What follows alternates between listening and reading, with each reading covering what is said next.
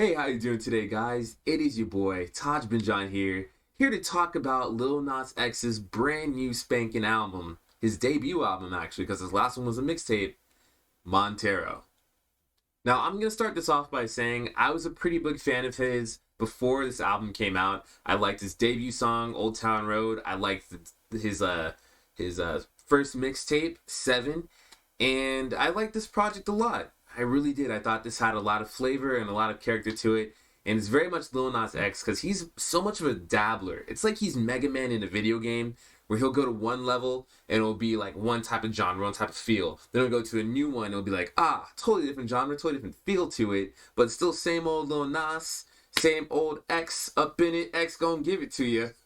I hope I don't get striked for that, oh god. And it was a good project. Yeah, it's about 15 songs long, spanning over a little bit less than an hour.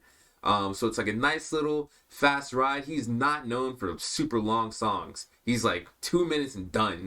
That's it. That's like me in bed. All right, so the first song on the album, Montero, starts the album off kind of weak, honestly. Like a lot of people like that song. It was one of his, yeah, it was his first single for the album, I believe.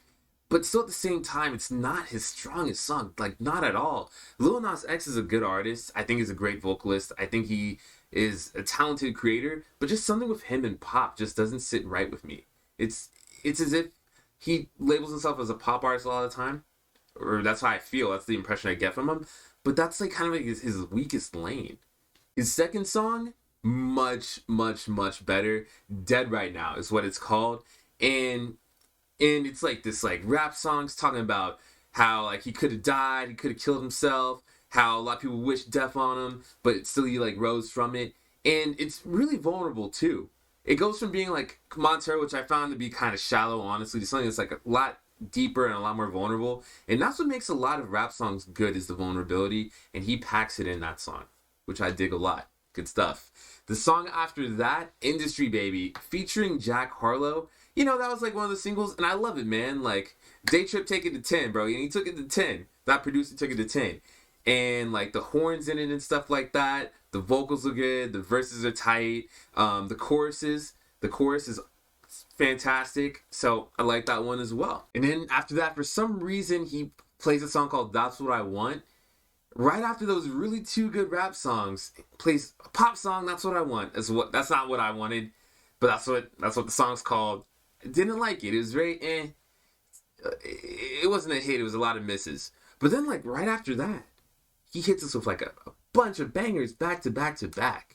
Then after That's What I Want, there's like a skit. Then he gives Me What I Want. He hits us with songs like Scoop featuring Doja Cat. Super fun banger. He's like, Scoop, Scoop. I'm doing that so wrong. Don't take my impression of it. Just listen to the song yourself.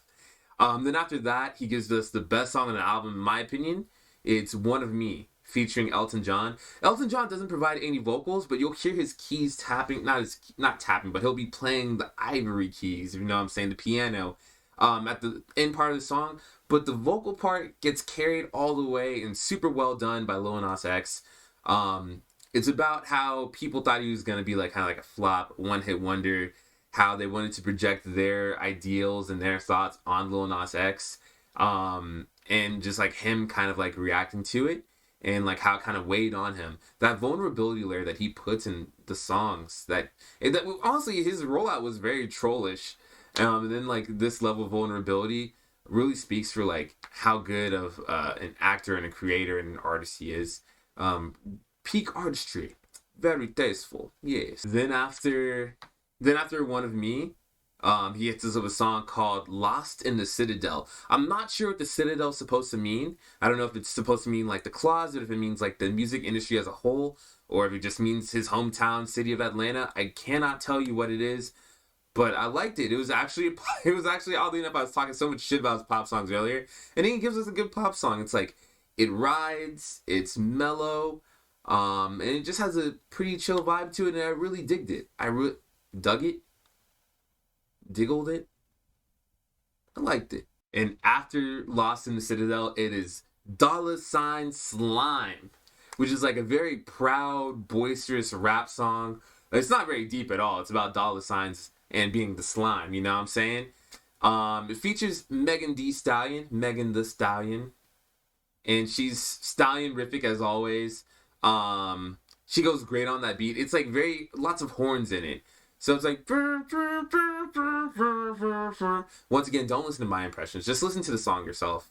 Please, please, I can't do this. I'm not Lil Nas X. I'm Lil Taj X. Then after a song like Dollar Sign Slime, he drops a song called Dominica. I don't know what that song's about. I don't know if that's about his mom. I don't know if that's about childhood friends.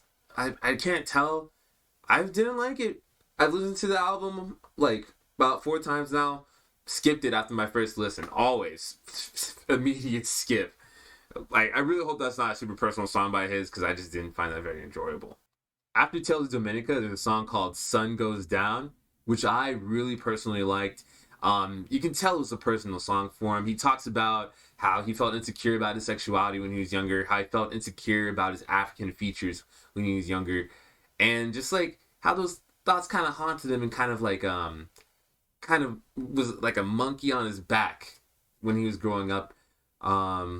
And yeah, and also really good, really tight vocals as well. Really good vocals. After Sun Goes Down is a song called Void. Also kind of dark. It's a great song to follow Sun Goes Down. Sun Goes Down is definitely the leader of the pack of those two. But Void's still a tight song. That was something that I'm still get thumbs up in that one. Then after like the emotional down ride of Sun Goes Down and Void, he kind of shoots it back up with a song called Don't Want It. And that's kind of about how a lot of things did weigh him down, but then he kind of like was triumphant just to transcend that, you know? And I really like that. I really like that. It wasn't necessarily like super like witty lyrics that made it for me. It wasn't necessarily like really good singing that made it for me. It's just like the message and just like the feel of the song. It was so much of like a song where you can see it in like the end of an anime, at the end or the beginning of the end of an anime. The end of like a shonen anime. Where like the main character's just like smoking a doob, taking a piss off the top of a mountain. I've never seen an anime character.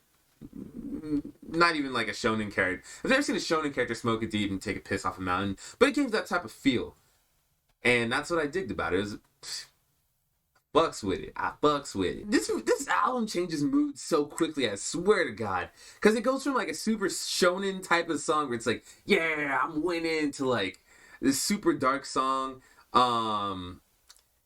It's yeah. So the song, the name escapes me.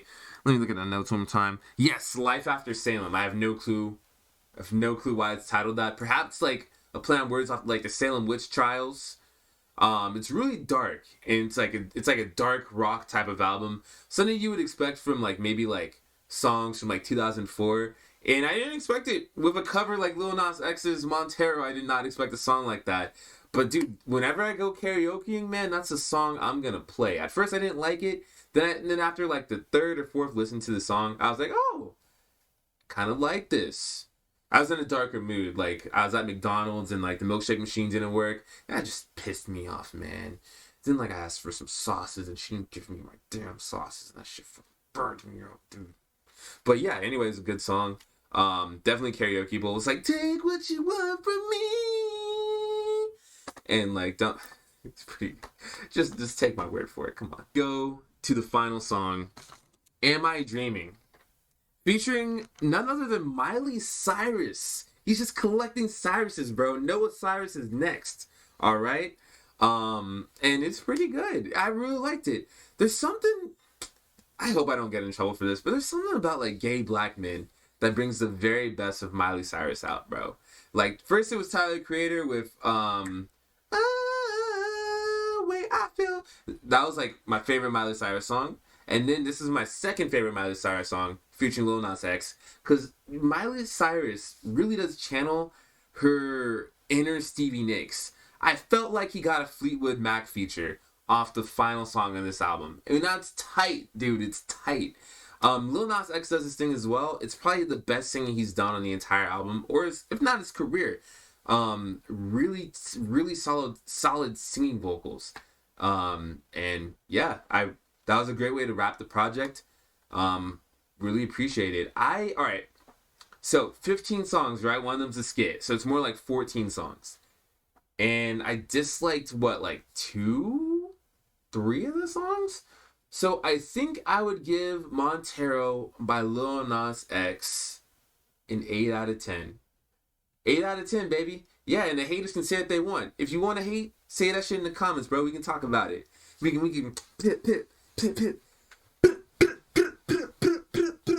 On a more serious note, how did you guys like the album? Let us know in the comment section. For more music news, for more comic news and comic discussions and political content by me, and just cultural topics. We talking culture, big money culture type stuff.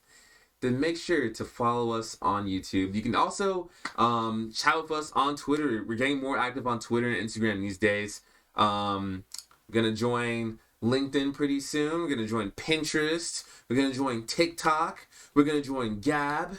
We're gonna join Parler. We're revitalizing the Parler account. So make sure to join us on social media. Once again, my name is Taj Bin John. Bars and Joysticks. Thanks for watching, and have a great Montero listening. Montero.